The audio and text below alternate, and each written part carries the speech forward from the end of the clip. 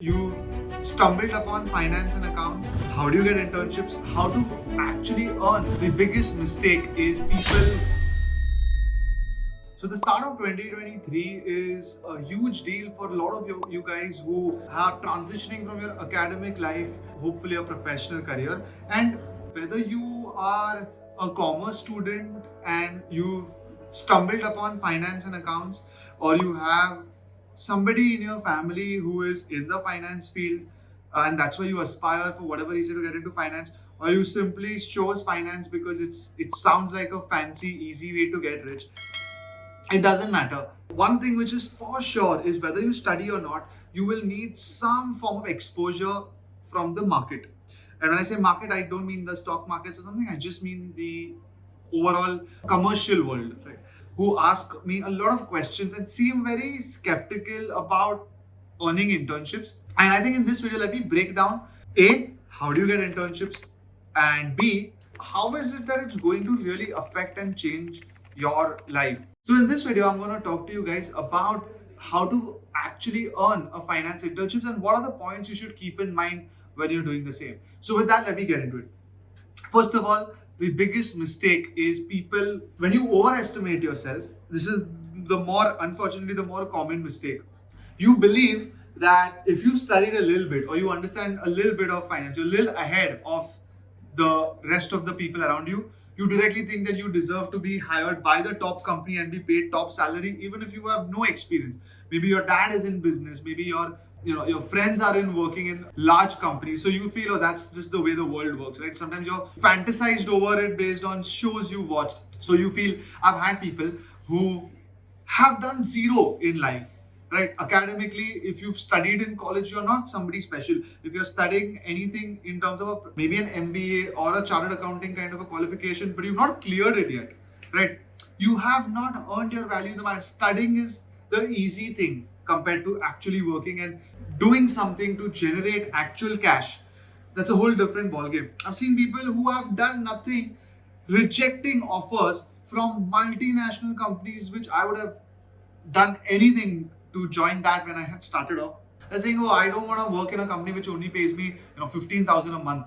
That's your first job. So overestimating what you deserve is a big mistake, right? You have to earn your way. And the first few months of your life when you're working, accept anything.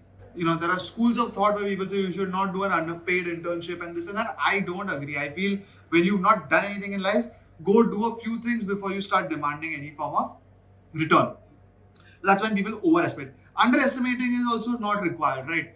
You're too safe, right? You need to do way too much before you go out in the market, right? You need to do too many short courses, you need to do too many projects, you need to participate in a lot of these college events and stuff like that. That's also not required, right? You need a simple balance. All you do is, if you are, let's say, 17 or 18 years of age, right? It's the right time to jump into some internship. It doesn't matter if you're studying something or not.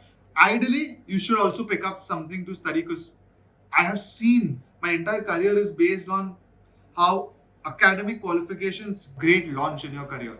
So first of all, if you're 17, 18, now as long as you're trying to do something in terms of academics, just go out there and start trying to get any form of an internship. The first 1-2 internships of yours will suck. You will hate it, right? And that's okay. You don't have to worry. It's a few months of your life which you need to go through to start understanding that nobody cares who you are in the market, because at your house your father's successful, your mom is very protective. That means nothing in the real world. So with that, the first point is, start putting in more effort to generate opportunities for yourself without asking for a return. So make a CV, make a LinkedIn profile. You might have nothing in it except that you've just given your grade 12 and you barely have anything worth significant to put. But create it, right? If you want, reach out. We'll help you with templates. There are multiple. You don't need our help, right? There are multiple templates for resumes that you can find across the internet. Try it. Go on internship websites. Internshala, I now understand, is a little overcrowded, but there are all. I remember back in the day, there was intern theory. I think there's Let's Intern. I don't know. There is intern 99. Anyways, we'll give you a list of the internship websites that you can visit. Apply everywhere, right? Go for interviews. You have to go over and above, right? Talk to everybody from your family's friends, Go to your friends and see if their dads, their uncles, their cousins who are working. Share your CV, be a little aggressive, and get your CV in front of people, enough people that somebody says, okay, fine, I need an intern, come. And then if you have to travel far, if it's in not the kind of fancy, hard internship you are looking for, basically, if you quickly get 2-3 offers, awesome, choose one. But if it's been a few weeks and the first one you receive, jump into that. Just ask them that I will work for 3 months. Just don't commit to a very long time period till you understand a little bit more about yourself as well as the industry. And that's it, right? Build a LinkedIn profile, start networking. It's not that hard. You can network digitally, you can network physically, but basically get into it. Don't cry for returns. My first 2.5 years, my monthly salary was for the first year 6,000, then 6,500, and then for the final half year it became 7,000. And you don't cry. You take up, if I remember, taking up more on the side on weekends and after working hours, because I was nobody according to the market. And the fact that I was getting an opportunity at anything to learn, to be paid, in fact, even 6K to learn simultaneously with my studies, simultaneously with something small ad hoc that you take up. And then at the end of 3 years, right, after working 2.5 years here, after working random odd jobs, after studying, in my case, it was ACCA.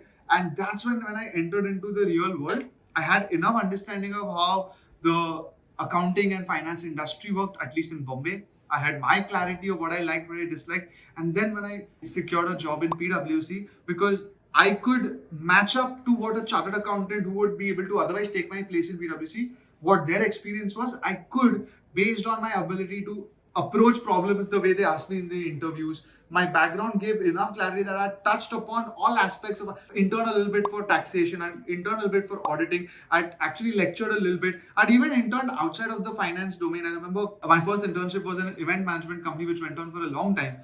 So you create value first and stop demanding for at least the first 6 months anything, right? Work, even if it's a failure, it doesn't matter. It's okay. Nothing really goes off track. The chances that you have anything to offer without proving yourself for a few months is almost impossible.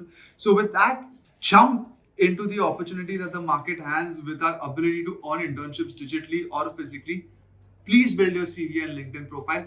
Please start networking and don't stop asking people, and don't demand anything till you know you're actually good at something, and please back up all your internships with some form of academics. So I hope that if you've not been looking at the world like this, you start agreeing that the market will demand your value, not you or somebody at your house, not the effort you've put into study and pass an exam. It's all important, but it all has to converge eventually when the offers start coming into you, and that's when you know you can actually demand of something.